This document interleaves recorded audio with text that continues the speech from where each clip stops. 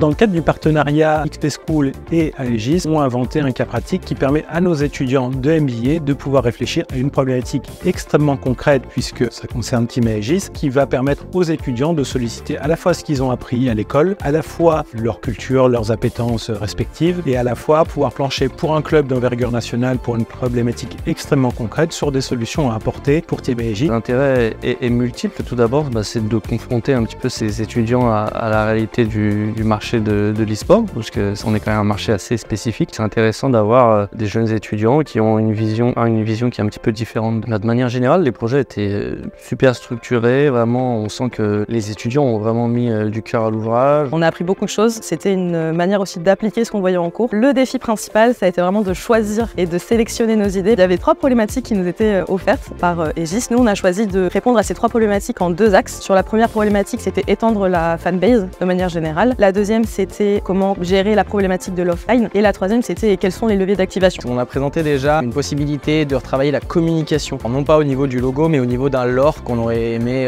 créer autour de Team Aegis, notamment autour de la mythologie grecque, pour pouvoir axer sur une fantaisie, un lore. On a proposé aussi 2 activations, une physique et une en ligne, donc un tournoi TFT qui serait en ligne sur 5 semaines, et un France Tour Cinéma pour aller rencontrer tout le public e-sport et Aegis dans la France. Les compétences qu'ils ont mobilisées aujourd'hui, c'est leur connaissance de la scène e-sport française, c'est leur connaissance de ce qui se fait au-delà de ça dans l'écosystème de l'e-sport, c'est-à-dire en termes d'influence, en termes de marketing, en termes de communication, en termes d'inventivité. C'était très intéressant. On a été dans un groupe assez complémentaire. Les personnes avec qui j'étais, on avait un mec qui était bon en marketing, un plus calé en com et l'autre plus calé en graphisme, donc on se complétait assez dans notre groupe. La mission qu'on nous proposait était intéressante, et puis le fait de pouvoir faire une expérience professionnelle avec des gens du métier, des gens assez connus, c'est très intéressant de pouvoir vivre ça en plus en finale à Paris. On a cherché à faire un afterwork avec la communauté d'Aegis, avec du coup une cinquantaine de personnes dans des bars privatisés, faire une ambiance de détente après le travail, avec la mise en place de rubriques hebdomadaires sur les réseaux sociaux. De manière générale, nous, on va rechercher des gens qui ont envie de mouiller le maillot déjà, qui s'identifient avec les valeurs du club, qui veulent aider le club à faire grandir le projet. La nouvelle génération, ils ont l'avantage d'avoir déjà un petit vécu en tant que fan e-sport, ce qui n'était pas forcément le cas il y a 4-5 ans pour les jeunes